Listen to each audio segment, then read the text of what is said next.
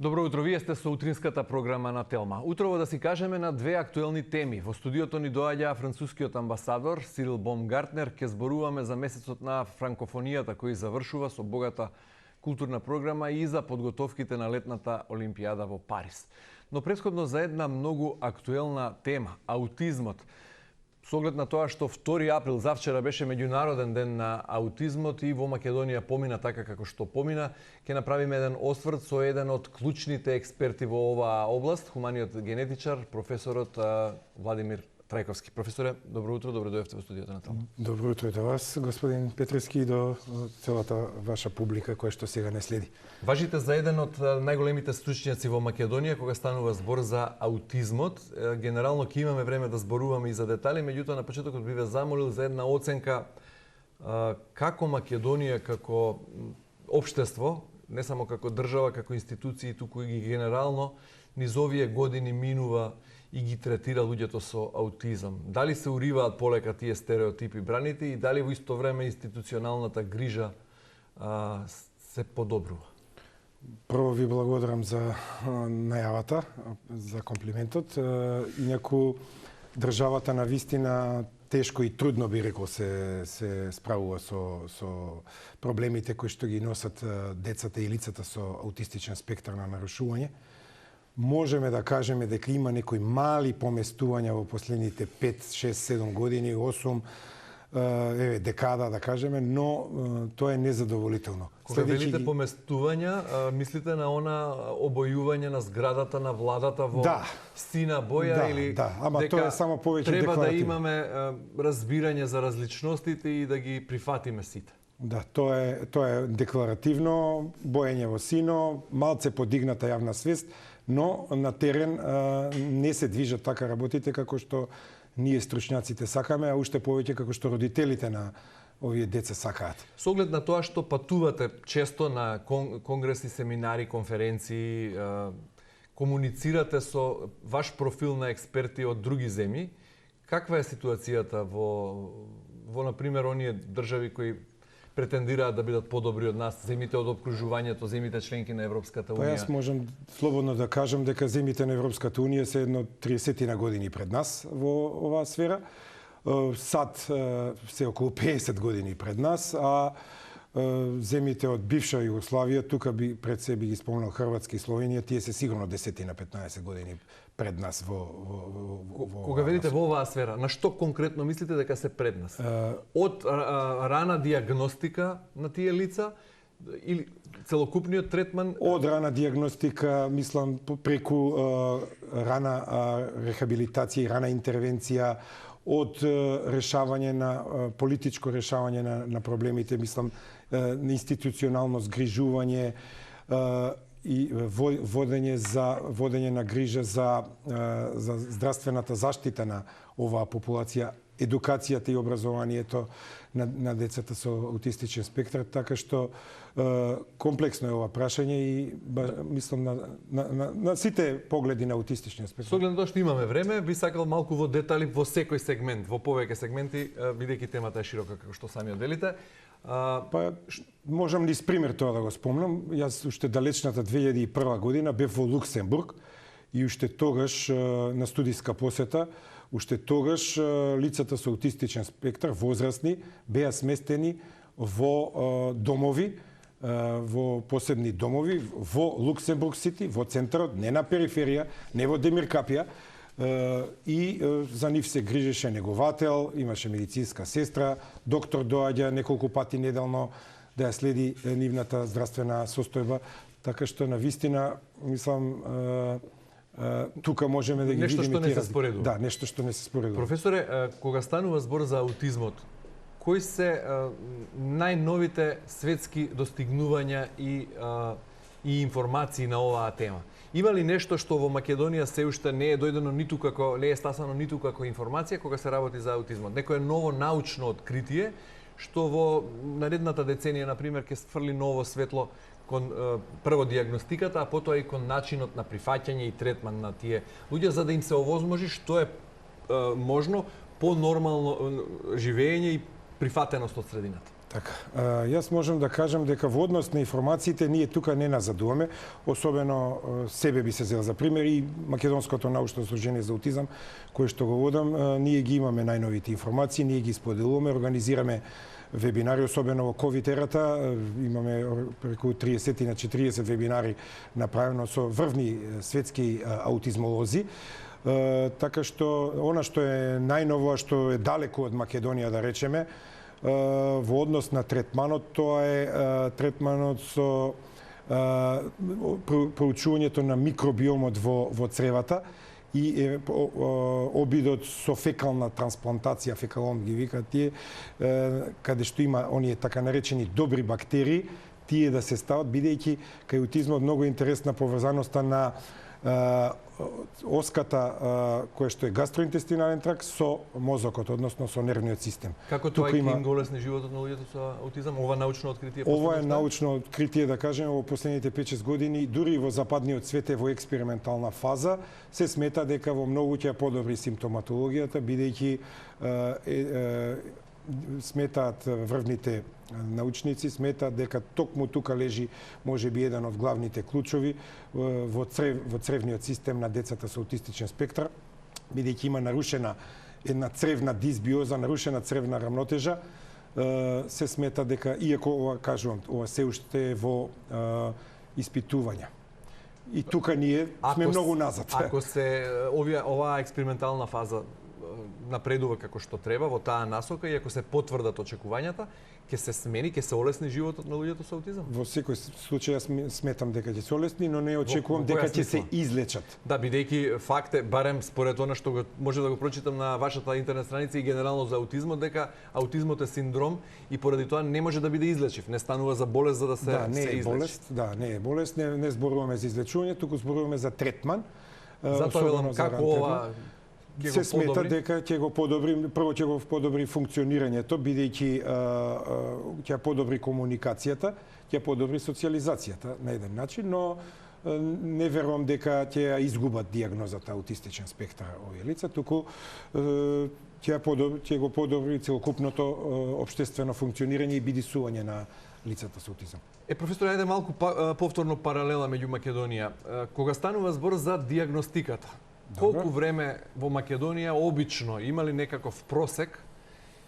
Со оглед на тоа, прашањето го поставувам, имајќи предвид дека немаме национален регистар на лица со аутизам. Дали другите земји имаат национален регистар? Ние сме во некаква подготовка.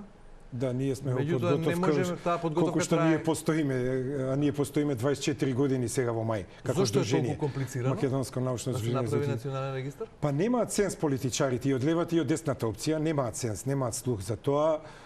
Инаку јас сега се вратив од Копенхаген пред 10 дена. Таму гостин, има национален? Има, да. Бев гостин во Институтот за јавно здравје и таму имаат сериозен национален регистар. Во Канада, во САД. Како е во Бугарија, во Србија, во Хрватска, во соседство? Во Хрватска веќе има, Бугарија и Србија мислам дека се уште немаат, но сепак се пред нас. Дури Србија и Бугарија се пред нас во насока на креирање. Моја интенција беше уште во почетоците во 2000 година кога го креиравме, во тоа време праќав до Министерството за здравство, до тогашните министри, писма, барања дека е потребно, бидејќи со креирање на националниот регистар вие правите, треба да имате и национална стратегија за аутизмот. Имате држави, Унгарија, на пример, има национална стратегија, која што не е така далеку од нас. Да не говорам ние воопшто не сме почнале да подготвуваме национално. Воопшто не сме, да. Имаше кога разговарате од еден поранешен министер за труд и социјала, не знам се и дали да му го спомнам името, бидејќи почнува денеска, нели? Не мора да спомнуваме имиња, меѓутоа генерално велите политичарите, но не се реализира таа средба. Политичарите и од едната и од другата опција немаат слух за проблемите на луѓето со аутизам и веројатно тоа е она што ги трасира ја трасира патеката како тие луѓе ќе живеат овде и поради тоа голем број луѓе со семејства во семејствата имаат луѓе со аутизам се одлучуваат да заминат од Македонија. бидејќи Да, за жал некои подцивилизирани земји малку по хуман третман. Да, за жал така е. В Германија особено имам познати родители, бидејќи јас комуницирам и доста и со родителите. Една господја, сега да не ја именувам, замина со семејството пред 5-6 години и многу е позадоволна од третманот на нејзиниот син, е веќе адолесцент. Има доста што заминуваат во скандинавските земји, бидејќи знаеме таму е најразвиено кога имате економијата и контакт општеството. со министрите за здравство, со политичарите, од време на време и кога ретко имам, како да, Македонско научно здружение Да. за аутизам, веројатно лобирате за тие луѓе. Што велат? Нели им кажувате дека еве ајде немаме национален регистар, немаме точна бројка колку луѓе имаат таков спектар во Македонија. Меѓутоа според светските статистики според светските статистики од 1 до 2% од населението има аутистичен спектар, Што би а во значило Европска унија околу 7 милиони се проценува дека имаат аутистичен во спектар. Македонија нешто над 10.000 луѓе. Моите проценки се околу 20.000 луѓе. Значи околу 20.000 луѓе. Сепак околу тоа 20, иако тие не се докажани. но не е занемарлива бројка. Не е Стана збор за занемарлива 20.000 судбини, 20.000 човечки Не се тоа суштества. само деца, тоа се и возрастни по 40-50 години што имаат, што порано биле скриени по други диагнози, као шизофренија, као интелектуална попреченост, не биле добро диагностицирани или комбинирани пречки во развојот, а иако доминирал аутистичен спектар, но немало кој да ги диагностицира. Затоа што тоа, и јас кога бев студент, пред 30 години, пред 32 слушав психијатрија, никој мене не ми предал за аутизам во тоа време.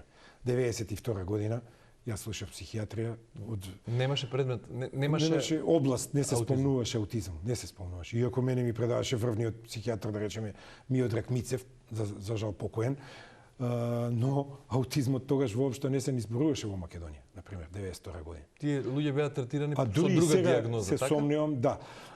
Не се знаеше многу, не се говореше, беа скриени по други диагнози, така што тоа е голем пропуст Како е на денес општеството. на психијатрија, на предметот психијатрија, се опаѓа има посебна глава за аутизам? Па не сум баш сигурен дека многу, можда нешто малку им го спомнуваат сега, иако не сум до детали запознат, но мислам дека од разговори со млади доктори се што завршиле, мислам дека и сега нема нешто многу подобрено во таа насока. Не се проучува доволно. Само јас, тоа е моја лична иницијатива, што во 99-та, кога видов дека ништо не се прави, а една од целите на докторатот е да направите нешто ново за државата, за општеството во кое што живеете. Јас 99-та пријавив докторат, значи 25 години се занимавам со аутизмот како проблем и сметам дека дадов некој на принос. ова што го кажувате и во образованието, дека се работите такви какви што се во предметот психијатрија, кој би требало можеби и посебен предмет за аутизам, а не поглавје ние барем. имаме на Институтот за специјална едукација, на моја иницијатива се воведе предмет аутистичен спектар на навшување. Прашањето што го поставив, меѓутоа се разврза дебата, колку време е потребно за да се направи, да се даде диагноза аутистичен спектар во Македонија? Во Македонија, за жал, понекогаш родителите лутаат и по 5-6 години, што е поразително за нас како општество. Инаку, во Запад, во високо развиените земји, веќе на возраст од 1,5 година до 3 години веќе ја имаат диагнозата. А кај нас, иако сега малце е сменето, тоа морам да признам, бидејќи повеќе стручњаци знаат за проблемот, порано сум среќал и деца на 7 до 8 години не диагностицирани, а сега веќе и родителите сами знаат, читаат доста на интернет, гуглаат и доаѓаат. Друга интернет диагноза, друго е... Во еден приватен центар кај што одам повремено, кој ќе ме побараат да диагностицирам, да советувам. Веќе на 3 години доаѓаат родителите, но доаѓаат повторно без диагноза, така што ја добиваат околу третата година, барем од мене. За колегите не можам да тврдам кои што се во јавното здравство, бидејќи сепак сметам дека потребна едукација пред се на медицинарите за проблемот на Но аутистичност. потоа е се стихија, со оглед на тоа што немаме национален регистар, немаме национална стратегија. Ќе биде поставена диагноза и детето е оставено да живее со родителите во едно стереотипно општество каде што предрасудите се големи, безбројни. Да, големи, безбројни. И тоа се големи пречки. И што навистина го отежнуваат животот, нормалното функционирање на тоа семејство. Го отежнуваат на тоа семејство, им го намалуваат квалитетот на живење. Пред се и тие родители се пред големи цили и харибди, се борат со ветерници, се борат со големи препреки на предрасуди на други родители. Други родители велат: "А, не сакам ова дете со аутизам да учи со моето дете", бидејќи сметаат дека е агресивно. Иако често пати децата, не сите се агресивни, има мал случаи кога знаат да пројават агресија, тогаш е доста незгодно. Условно кажано, децата без синдром знаат да појават агресија? Да, и децата без аутистичен синдром или аутистично нарушување имаме има агресија. Да, невротипични деца кои што во пубертетот, особено машки деца, заради тестостеронот, можат да појават агресија и да покажат едно социопатско однесување. Да, со оглед на тоа што комуникацијата е најчесто нарушена кај децата и кај луѓето со аутизам. Комуникација и социјална интеракција, тоа е како основа. после тие живеат? Откако ќе биде поставена дијагноза или од најмала возраст? Можат да одат во градинка со останатите деца? Треба да одат. Ги прифаќаат ли? Треба да одат, тоа е основен постулат, но колку се прифатени во македонското општество? Колку се? Малку, за жал.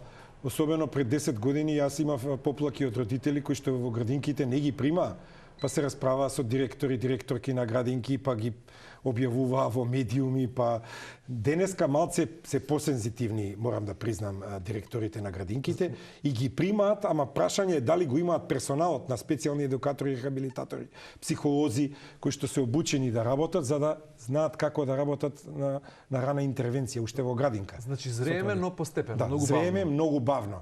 Тоа нити јас како стручњак не сум задоволен, а ако ги прашате родителите, тие се уште покритични од мене, ќе кажат дека тоа дури нивните деца стигнуваат по 30 години, а тие не виделе напредок. Ако се направи споредба повторно со една Германија, например, или некоја друга малку по-напредна земја, каква е состојбата во однос на образованието, процесот на образование, кој, например, низ кој мора да помине секој? Во Министерството за труд кај нас велат има прифатни центри за лица со попреченост, меѓутоа нема специјализирани установи за лица со аутизам. Така. Не може сите во ист кош веројатно да ги стави. Па не може, да, не може. Како тоа функционира? Каде се упатени овие деца со аутизам? Па се упатуваат токму во тие центри. Во редовните училишта или? И во редовните училишта треба да се упатуваат. Од Министерството сега и политиката на владата е една тотална инклузија, што јас како стручњак и моите колеги дефектолози, иако јас сум доктор по медицина, не се согласуваме со таа стратегија на тотална инклузија, бидејќи навистина има потешки деца со аутистичен спектар, кои што не можат така лесно, без предходно подготвено општество, без подготвено дидактички материјали во училиштата, без присуство на специјален едукатор и рехабилитатор или дефектолог по-старо во секое училиште, во секоја градинка, и вие да направите тотална инклузија. И најтешките... Која е алтернативата за тотална инклузија на децата со аутизам? Па алтернативата е сепак да постојат некакви специјализирани установи, специјализирани центри во кои што децата би оделе таму, би добивале едукација, би добивале рехабилитација, би добивале еден начин на 8-часовно растеретување на родителите. Имаме ние сега случај во Охрид, каде што мајката не е задоволна од образовниот асистент, бидејќи нејзиното дете бегало од училиште, и таа сега мора да седи пред училницата, да не бега детето од училницата во дворот или не дај Боже, бидејќи тие не чувствуваат страв, например, може да оди на улица да го прегази возило. Не чувствува страв, нема опасност од возило или не може да процени растојанието на возилото и така. Доста проблеми во однос на тоа.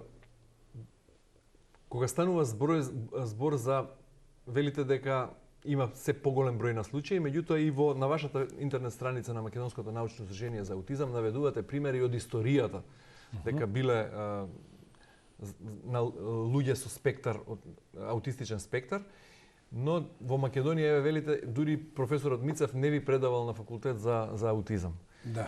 Значи не станува збор за нешто ново, туку станува збор за нешто што го имало во историјата. Го имало, да, ја тоа го објаснувам и во мојот ученик. Не било научно докажано или пак не било толку проширено како што е сега. И двете се точни работи и не било толку научно докажано, а и не било толку расширено затоа што сега веќе аутизмот има епидемиски размери. Тоа го докажува Центарот за контрола на болести од САД, кој што секоја година излегува со нови поразителни бројки околу 2 април. И што значи тоа? Рековте 1 до 2% од популацијата. Па веќе 1 на 36 се спомнуваат Центарот за контрола на болести. Значи одиме кон 3% од детската популација, дека секој новородене... Значи 3 од 100 деца? 3 од 100 ќе му дојде, да. 1 на 36, скоро 3 од 100 би дошло.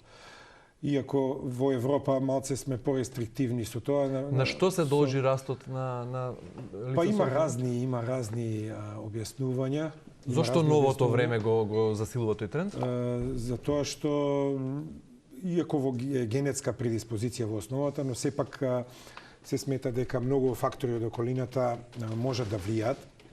Пред се разни вируси, потоа експонирањето на таблети од најмала возраст, што е поразително. Новата технологија, зрачење, космички зрачење, пестициди и хербициди, енормно користење.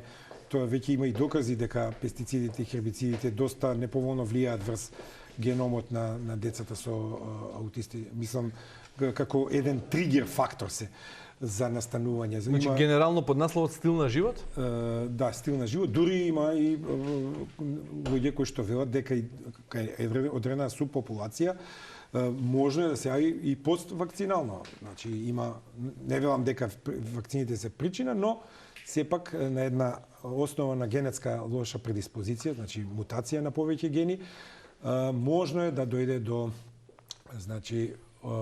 откочување и развој на патофизиолошките механизми со појава на класична симптоматологија на аутистичен спектар. Што велат светските стручњаци кои најдлабоко го проучувале ова, бидејќи кога станува збор за вакцините и аутизмот, слушавме безброј теории на заговор. За да се разграничи тоа и за да не шириме паника во ова општество во кое, кажавме, свесни сме за стереотипите, за начинот на функционирање и за менталитетот пред се. Да, тука се кршат копијата. Тука морам да признам дека се кршат копијата. Има две струи.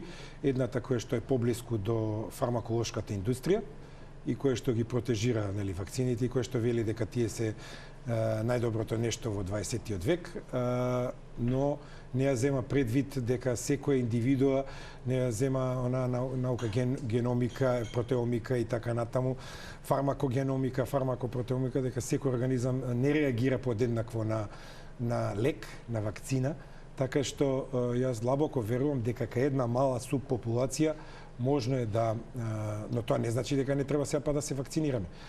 Според мене медицината иде во таа насока каде што ќе треба прво да се направи геномски скрининг на детето, да се види дали ги има одредени мутации кои што би биле инкомпатибилни со одреден тип на вакцинација. И таквите деца не би требало да се вакцинираат. Зашто или ќе развие аутистичен спектар или интелектуална попреченост, како несакан ефект.